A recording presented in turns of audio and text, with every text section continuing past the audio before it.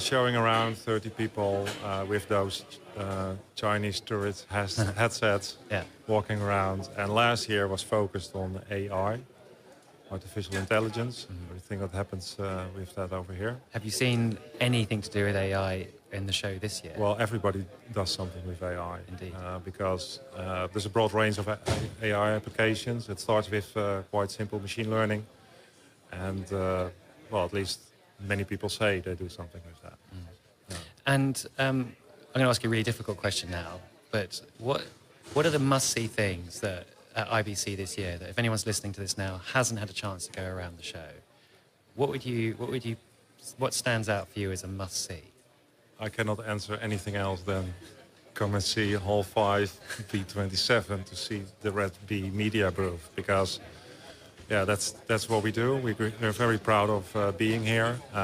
We used to be here jointly with Ericsson, and now since last year we are an independent agile company. And this is the moment where we show our products and our brand here at IBC, and that's great. And the last few days were tremendously good for us. Lots of guests, lots of visitors. It's really crowded. We need a bigger booth next year. We also are showing great products, very sophisticated products.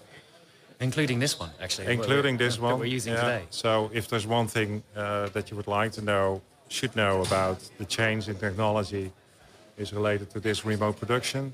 20 years ago, an example, 20 years ago, all businesses had a mail and a file server somewhere in the closet. We don't do that anymore. Why? It doesn't make sense. Same with production. It does not make sense to have a bunch of equipment somewhere just behind your studio. We all put it in the cloud because that's a lot safer, it's more efficient. We can upgrade seamless, and especially more effective use of your tools and systems. If you have a show just 1 hour a night, why would you have all of the equipment dedicated to this one show in one place? We think remote production is going to be a key service area for us, ongoing, but in an increasing way. Absolutely, and Red Bee Media is quite strong in connectivity. From Hilversum, we do connectivity all around the globe. That's actually you. I could ask some questions about that to you. You can reverse the role here and ask me a difficult question. We add to the portfolio remote production, and that's a journey that starts here. And in 10, 20 years, there will be no normal production anymore. And this is only the beginning. Next step would be 5G, where it all becomes wireless. And with our parent company Ericsson, we also are looking forward to innovate in that area.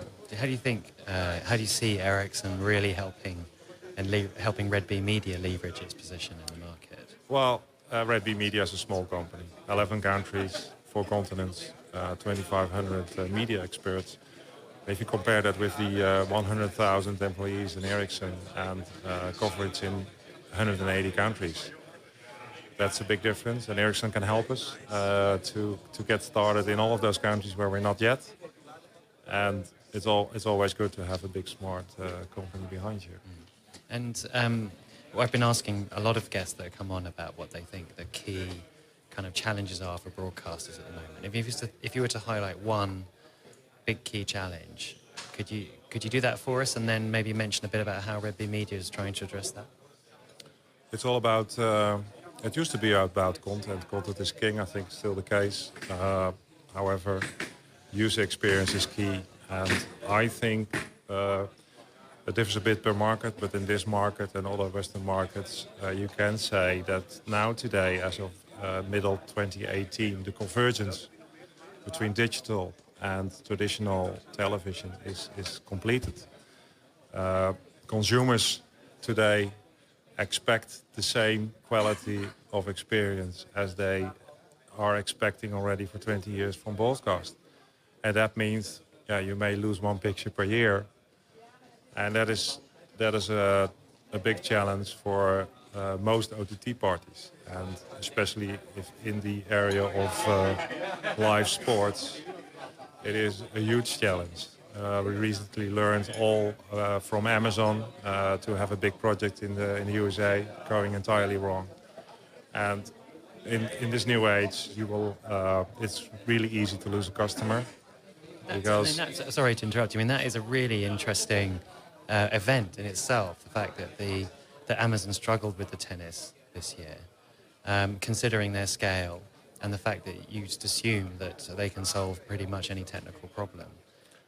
Is there a difference the way in which Amazon are approaching these challenges from a traditional broadcast services company would? Well, I think probably broadcasters have made their mistakes as well with changing from one technology to another technology. But continuity always has been a key aspect. And there's always something new to learn. I think Netflix had its problems.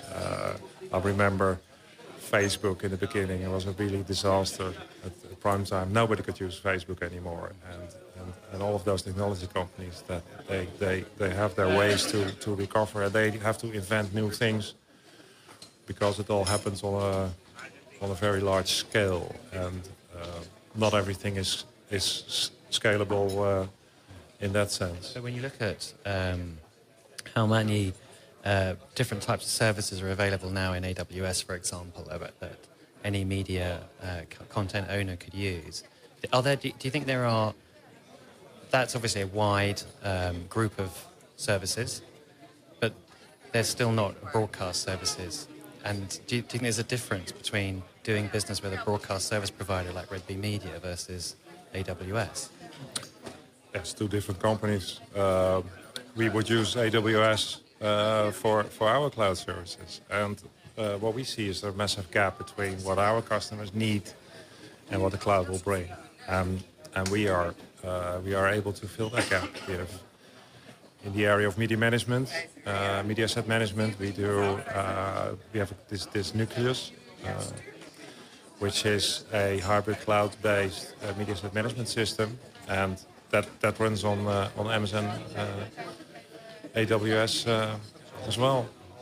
So yeah, sorry, back to the original question about the bigger change and the user experience. So what's key here is consumer experience management, and to really enable quality of experience in OTT, and it requires a lot of skills and effort to do this right. And we've been through that.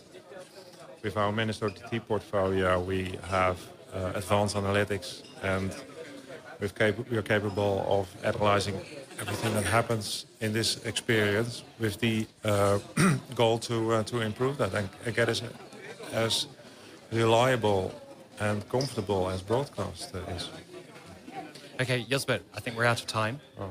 Thank you for joining the show all briefly and tell us about your... Thank you for having me here. You're welcome. Always a pleasure.